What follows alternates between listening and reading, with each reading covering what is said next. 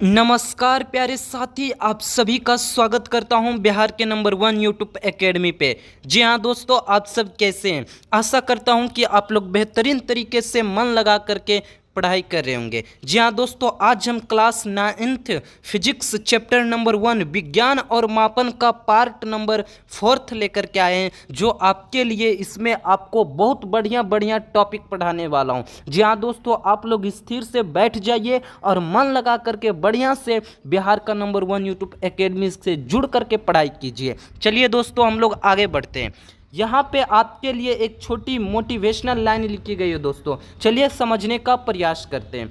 जब समय हाथ से निकल जाने के बाद केवल पश्चाताप ही हाथ लगता है। जी हाँ दोस्तों, समय हाथ से निकल जाने के बाद केवल पश्चाताप ही हाथ लगता है, यह बात बिल्कुल सही है। इसीलिए आपके पास अभी समय है, आपके पास अभी बहुत समय है और इस समय का सदुपयोग करना सीखिए दोस्तों। नहीं तो जब समय चली जाएगी तो आपके पास सिर्फ और सिर्फ पछताने के सिवाय कुछ नहीं बचेगा। जी हाँ दोस्तों, तो समय रहते हुए आप बिहार का नंबर 1 यूट्यूब एकेडमी से जुड़ जाइए और एक बेहतरीन कंटेंट के साथ पढ़ाई कीजिए।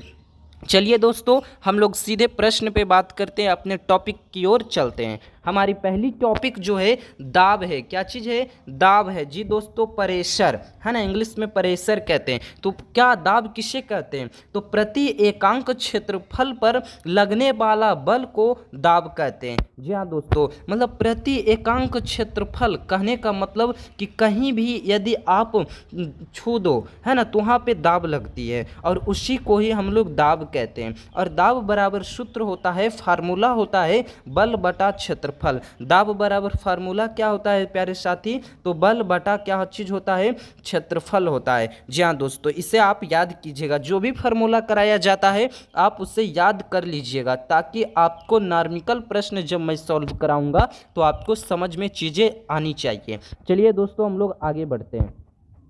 दाब का SI मात्रक जो होता है ना, जो दाब का SI मात्रक होता है वह न्यूटन प्रति वर्ग मीटर होता है, या फिर आप इसे कुछ इस प्रकार से लिख सकते हैं। जी हाँ दोस्तों, या फिर आप इसे कुछ इस प्रकार से लिख सकते हैं। आपको इस प्रकार से यदि लिखा हुआ दिखाई देगा तो आप घबराइएगा नहीं, यह भी वही होता है, न्यूटन प्रति मीटर स्क्वायर, यानी कि वर्ग है आपका, है ना। या फिर आप मीटर, न्यूटन मीटर, यूनिवर्स लिख सकते हैं। मैं बताऊंगा यह सब कैसे आते हैं, इस सब को कैसे बनाते हैं। क्या हमें याद करनी होगी? तो नहीं दोस्तों, आपको यहाँ पे कोई भी चीज़ याद नहीं करनी होगी।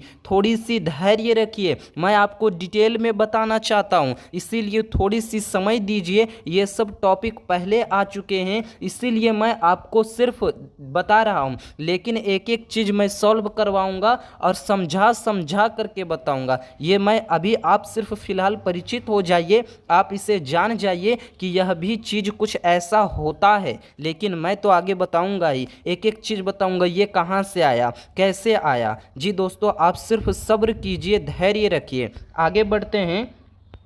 हम आगे बढ़ते हैं तो पास्कल, यानी कि दाब से ही संबंधित एक टॉपिक आती है और वह होती है पास्कल। जी हाँ दोस्तों, क्या होता है? पास्कल के विषय में पढ़ाई करते हैं। तो दाब की SI इकाई जो है, SI मात्रक भी कह सकते हैं या फिर इकाई भी कह सकते हैं, तो वह पास्कल है, जिसका नाम फ्रांसीसी भौतिक वैज्ञानिक और गणितज्ञ ब्लेज पास्कल के नाम पर रखा गया है। पास्कल जो है यह एक वैज्ञानिक थे और बहुत ही महान वैज्ञानिक थे, ब्लेज पास्कल, और इन्हीं के नाम पर ही पास्कल का नाम रख दिया गया है। दाब की परिभाषा के अनुसार, है ना, दाब के परिभाषा के, है ना, अनुसार यदि देखें तो एक पास्कल 1 न्यूटन प्रति वर्ग मीटर के बराबर होता है। इसीलिए आपसे एक प्रश्न पूछा जाता है, हर बार पूछा जाएगा कि 1 पास्कल बराबर क्या होता है, तो आपको बताना होगा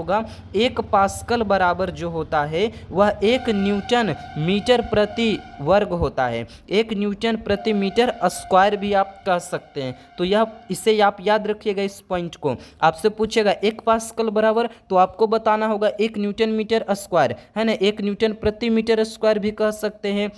या फिर आपसे पूछा जाएगा एक न्यूटन मीटर यूनिवर्स क्या होगा, यूनिवर्स भी मैं बताऊंगा। या फिर आपसे पूछ देगा एक न्यूटन प्रति मीटर स्क्वायर क्या होगा, तो आपको बताना होगा, है ना, पास्कल होता है। क्या चीज़ होगा, तो पास्कल होगा। जी हाँ दोस्तों, आई होप कि आपको चीज़ें याद हो रही हो, समझ में आ रही हो। आगे हम लोग बढ़ते हैं। जी दोस्तों, यहाँ पर आपके लिए महत्वपूर्ण टॉपिक लाए हैं, पॉइंट्स लाए हैं, और इसे आप स्किप मत कीजिएगा, इसे जरूर समझने का प्रयास कीजिएगा, और यह आपके लिए काफ़ी महत्वपूर्ण है। चलिए हम लोग बात करते हैं सीधे अपने टॉपिक पे। हमारी पहली जो टॉपिक है प्यारे साथी, यहाँ पर फुट पाउंड सेकेंड क्या चीज़ है, फुट पाउंड सेकेंड पद्धति को ब्रिटिश पद्धति कहते हैं। क्या कहते हैं, फुट पाउंड सेकेंड पद्धति को ब्रिटिश पद्धति कहते हैं। और दूसरी टॉपिक है सेंटीमीटर ग्राम सेकेंड पद्धति को मीटरी पद्धति कहते हैं।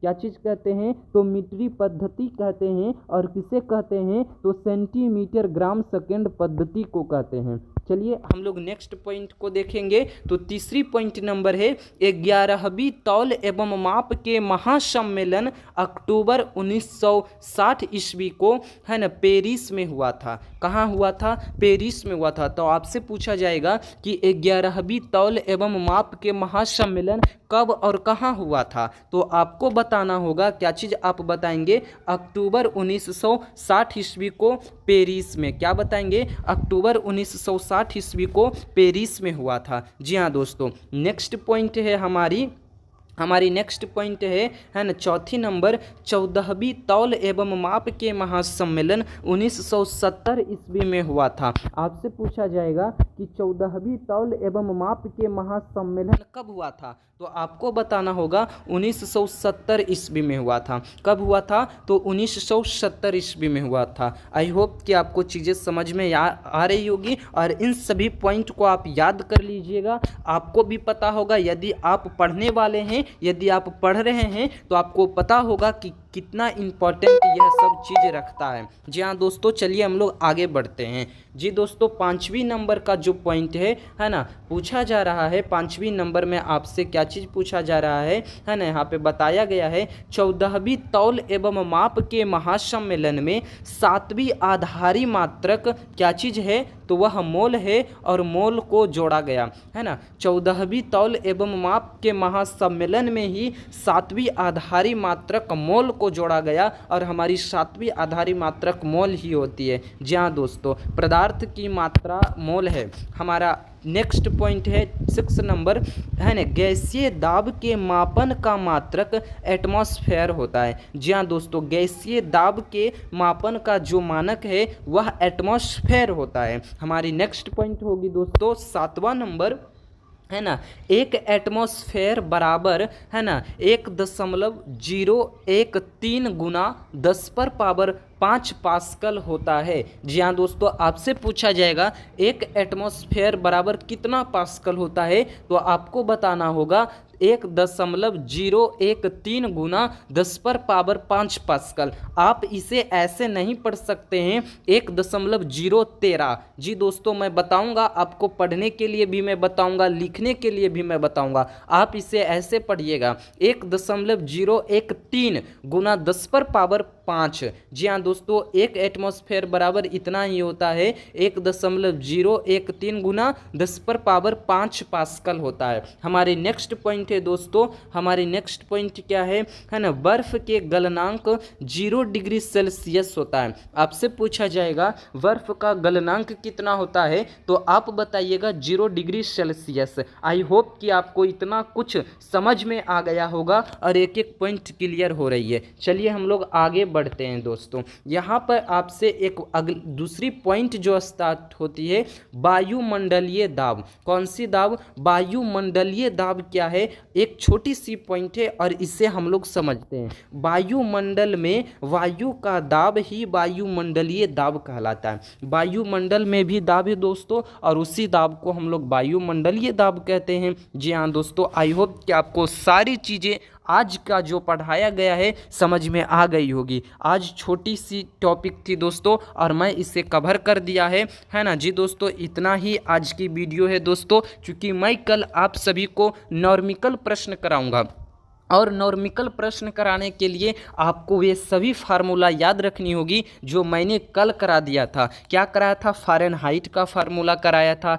डिग्री सेल्सियस से केल्विन में कैसे बदले, मैं वो करा दिया था। और केल्विन से डिग्री सेल्सियस में कैसे बदले, मैं वो भी करा दिया था। और इन्हीं दोनों सूत्र का प्रयोग करके कल मैं नॉर्मिकल प्रश्न को सॉल्व कराऊंगा। तो आप लोग अच्छे से बढ़िया से तैयार रहिएगा। जी दोस्तों, मैं आपको एक बार रिवाइज भी करा देता हूं। जैसे कि मैं ये फॉर्मूला आपको कल करवा दिया था, है ना, कि यहाँ पे मैं बता दिया कि फास्फोरस बराबर क्या होता है, तो 9.9/5 डिग्री सेल्सियस प्लस 32 होता है। केल्विन जो रहता है और हमें डिग्री सेल्सियस में बदलना, प्रश्न रहेंगे केल्विन में और हमको डिग्री सेल्सियस में बदलना है, तो डिग्री सेल्सियस प्लस 273 होता है। और जब प्रश्न रहेगा डिग्री सेल्सियस में और आपको कहेगा क्वेश्चन केल्विन में बदलिए, तो आपको क्या करना होगा कि केल्विन माइनस 273 जोड़ना होगा। इन सभी फार्मूला का उपयोग आप कीजिएगा। देखिए कुछ इस प्रकार से मैंने लिख रखा था